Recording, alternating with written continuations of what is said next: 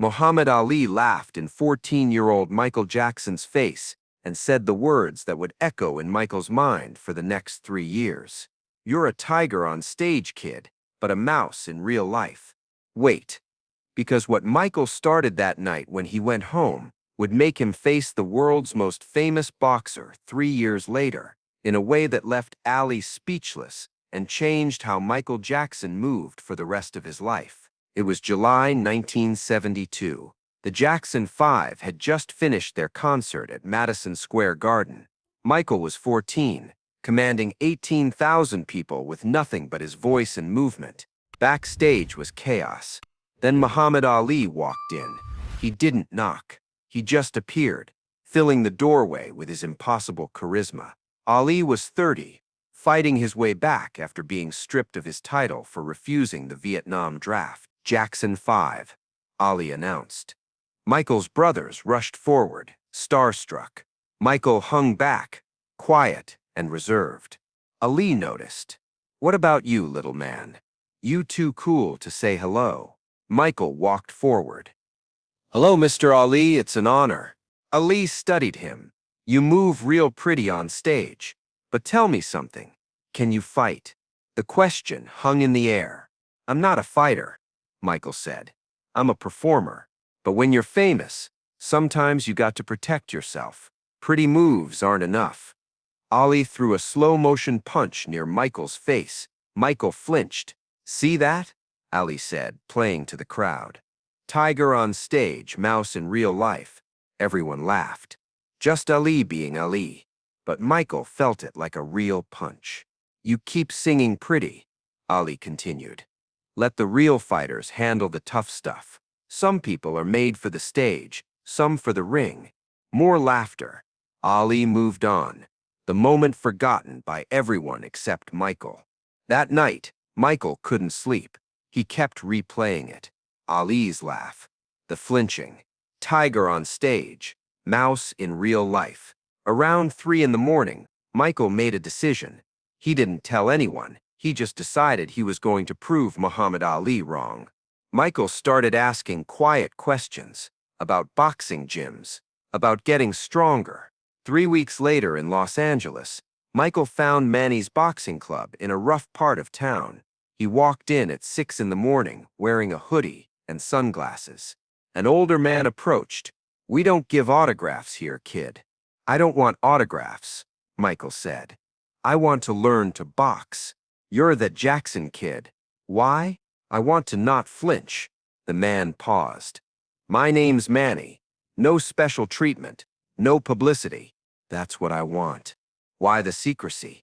"Because if I fail, I don't want anyone to know I tried." Manny nodded. "Tomorrow, 6 in the morning." For 3 years, Michael showed up at Manny's whenever he was in Los Angeles, sometimes twice a week, sometimes once a month during tours. But he always showed up. The first months were brutal. Boxing isn't like dancing. Dancing flows with rhythm. Boxing controls violence, channels aggression, teaches you to hit and be hit without falling apart. Manny taught him the basics. Stance, how to stand balanced but mobile, how to hold your hands to protect your face but strike quickly, how to move your feet so you're always ready. "You dance good," Manny would say. But dancing and fighting are different. Dancing is showing off. Fighting is efficiency. Every movement has purpose, nothing wasted. Michael absorbed everything. He learned to wrap his hands properly. He learned to hit the heavy bag with controlled power, rotating hips, transferring weight. 6 months in, Michael started sparring with Tommy, a 15-year-old learning to box. They wore headgear and mouthguards under Manny's supervision. The first time Tommy hit Michael clean with a jab, Michael felt his head snap back. He saw stars, tasted blood where he'd bitten his tongue. He wanted to quit right there. But he didn't. He kept his hands up like Manny taught. He kept moving. He threw his own jab back that connected with Tommy's headgear. Not hard, but clean. "Good," Manny said from outside the ring. "You didn't flinch. You took the hit and came back. That's the difference between a fighter and a victim." Michael came back twice a week, then 3 times a week. When the Jackson 5 toured, he'd find gyms in whatever city they were in. Strange hours, nobody recognizing him. His body changed, not dramatically, but different. Broader shoulders, defined arms, rock-solid core. He learned to take a hit without breaking, give one back without hesitation. Listen to what was happening beyond the physical. Michael was learning confidence, not stage confidence. He already had that, but personal confidence. The knowledge that he could protect himself, that he wasn't weak, that he wasn't a mouse. By year 2, Michael was legitimately good, not professional level, but competent. He could spar with intermediate boxers and hold his own. His reflexes from dancing translated perfectly to boxing. He could see punches coming, slip them, counter them. "You got something special," Manny told him, after one particularly good session. "The speed, the reflexes, the discipline. If you'd started younger, trained full-time, you could have been a real fighter." "I am a real fighter," Michael smiled. "I just fight on a different stage." The whole time, nobody knew. Michael kept it completely secret. Long sleeves hid bruises. Early morning sessions avoided family notice. Cash payments left no records. His brothers noticed he was getting stronger, but they figured it was natural teenage development. Joseph noticed Michael seemed more confident in rehearsals, but attributed it to maturity. Nobody knew about the boxing. In March 1975, Michael was 17. The Jackson 5 were performing in Las Vegas. After the show, there was a big charity party at one of the hotels, and Muhammad Ali was there. Ali was the heavyweight champion again. He'd beaten George Foreman the previous year in Zaire. He was on top of the world, bigger than ever. Michael saw Ali across the room and felt his heart start pounding. 3 years. 3 years of training. 3 years of preparation. And now, the moment was here. Michael walked across the room deliberately. Ali was surrounded by people telling stories, making everyone laugh. Michael waited patiently at the edge. Ali saw him. Recognition flickered. "Little Michael Jackson," Ali said, smiling. "Except you ain't so little anymore. You grew up." "Mr. Ali," Michael said, his voice steady. "Can I talk to you for a minute? Privately?" Something in Michael's tone made Ali curious. "Sure, kid. Let's step outside." They walked out to a balcony overlooking the Las Vegas Strip. "You remember Madison Square Garden?" Michael asked. "July 1972? Ali thought for a moment. "Jackson 5 show." "Yeah, I remember. We talked backstage. You said I was a tiger on stage, but a mouse in real life. You said I couldn't take a punch. You laughed at me." Ali's smile faded slightly. He studied Michael's face. "Kid, I was just playing. I didn't mean nothing by it." "I know," Michael said, "but I took it seriously." Michael pulled off his jacket. Underneath, he wore a short-sleeved shirt. His arms were defined, strong, clearly trained. "For 3 years," Michael said quietly, "I've been training, boxing, 6 days a week when I can. I learned to fight. I learned to take a punch.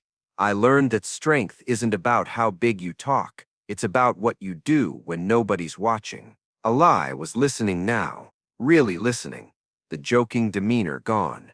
"I'm not asking you to apologize," Michael continued. "I'm thanking you because what you said made me realize something. I was letting other people define who I could be. You said I was a mouse. I decided to prove you wrong. Not to you, to myself." Michael stepped closer. "So here's what I want to ask. There's a gym in this hotel. I checked. I want 1 round. You and me. No audience, no cameras, just 2 people in a ring." Ali stared at Michael for a long moment. Then slowly, a different kind of smile spread across his face. Not mocking, respectful. "You serious?" Ali asked. "Completely. You trained for 3 years because I called you a mouse. I trained for 3 years because I needed to know I wasn't one." Ali laughed, but it wasn't the same laugh as before. This was genuine appreciation. All right, Michael Jackson, let's see what you got. 30 minutes later, they were in the hotel's private gym. Ali had called his trainer to bring equipment. They had gloves, headgear, a ring. No crowd, just Ali, his trainer, Michael, and the Jacksons' bodyguard. They touched gloves. Ali looked Michael in the eye. "I'm gonna go easy," Ali said, "but I ain't gonna let you hit me for free. Make me work." The round started. Michael moved like he'd been taught. Hands up, feet moving, eyes on Ali's chest, watching for the tells that signal a punch. Ali circled, sizing Michael up. Ali threw a lazy jab. Michael slipped it cleanly, the punch passing inches from his face. No flinch, no panic. Clean defensive movement. Ali's eyebrows went up. He threw a combination. Jab cross hook, putting more on it. Michael blocked two on his gloves, then countered with his own jab that actually connected with Ali's headgear. Not hard, but clean and precise. "Hold on," Ali said, stopping. "You actually know what you're doing." "I told you," Michael said. "I trained." They went back at it. Ali started working for real now, testing him, pushing him, seeing what he had. Michael held his own. He couldn't match Ali's power or experience, but he showed legitimate skill. His footwork was excellent. His reflexes were sharp. His defense was solid. Most importantly, he didn't panic. When Ali pressured him, Michael stayed calm, kept his hands up, picked his shots, moved intelligently. After 3 minutes, Ali called time. Ali pulled off his headgear and walked straight to Michael's corner. Michael pulled off his own headgear, sweat running down his face. "Michael Jackson," Ali said slowly, shaking his head. "I need to tell you something. I was wrong, dead wrong." "You were joking," Michael said. "Doesn't matter. I judged you. I saw you as soft because you were artistic. I thought performers couldn't be fighters. But look at you. You did the work. You didn't make noise about it. You just put in 3 years and became something I said you couldn't be." Ali held out his hand, not for a handshake, but for a fighter's embrace, one arm around the shoulder, pulling Michael in close. "You ain't no mouse," Ali said quietly. "You're the real thing, and I'm sorry I made you feel like you had to prove that." "Don't be sorry," Michael said. "You gave me a gift. You showed me I could be more than people expected. You showed me that limitations are just other people's opinions." They stood there for a moment, two of the most famous people on earth, in an empty gym, sharing something true. "You know what the crazy thing is?" Ali said, stepping back. "That control you just showed, that discipline, that's going to show up in your performing. You're going to move different now, stronger, more grounded." Ali was exactly right. After 3 years of boxing training, Michael's stage presence transformed completely. He had a different kind of power in his movements. The spins were sharper, more controlled. The stops were more sudden and dramatic. He could hold positions that should have been impossible because his core strength was incredible. The physical confidence he'd built in that boxing gym translated directly to the stage in ways audiences could feel but not explain. Michael never told the full story publicly. He'd mention in interviews later that he'd done some boxing training, but he never explained why or talked about the Ali connection. He kept it private, kept it personal, but people in the industry noticed the change in his performing. By 1979, when "Don't Stop Till You Get Enough" came out, Michael Jackson moved with a different energy, more powerful, more controlled, more dangerous in a way. Critics called it maturity. Fans called it evolution. But those who knew about the boxing understood it was earned strength. Boxing trainer Manny kept training Michael occasionally for years after. Whenever Michael was in Los Angeles, they became close friends. When Manny died in 1989, Michael quietly paid for his funeral and provided for Manny's family. No publicity, no announcement, just taking care of someone who'd helped him become stronger. Muhammad Ali and Michael Jackson crossed paths several more times over the years. They were always respectful, always warm, but they never talked publicly about what happened in that Las Vegas gym. It was their story. Their private moment of mutual respect in 2001, at Michael's 30th anniversary concert at Madison Square Garden, Muhammad Ali came to the show. He was older now, Parkinson's disease making his movements slow and difficult, but he came to support Michael. Backstage after the concert, they embraced. Ali could barely speak by then, the disease having taken much of his voice, but he whispered something in Michael's ear that made Michael's eyes fill with tears. "Still a tiger," Ali managed to say. "Always was." The full story didn't become widely known until after both men had passed away. Michael died in 2009. Ali died in 2016. A few years later, Ali's old trainer gave an interview where he mentioned the Las Vegas sparring session. That's when people started piecing together the full story. Michael Jackson spent 3 years training in secret. Because Muhammad Ali called him a mouse, he learned to box not to become a professional fighter, but to prove to himself that he could, that he wasn't limited by other people's definitions or expectations, that he could transform himself through discipline and work and dedication when nobody was watching. And maybe that's the real lesson here. Not about boxing, not about proving critics wrong, but about refusing to accept limitations, about doing the hard work in private when nobody's applauding, about becoming something people said you couldn't be, not for their approval, but for your own sense of completion. Muhammad Ali gave Michael Jackson a challenge without even meaning to, just a joke. Just Ali being Ali. But Michael took it seriously. He spent 3 years answering a joke with dedication, and in the process, he discovered something fundamental about himself that changed how he moved, how he performed, and how he saw his own power. If you enjoyed spending this time here, I'd be grateful if you'd consider subscribing. A simple like also helps, more than you'd think.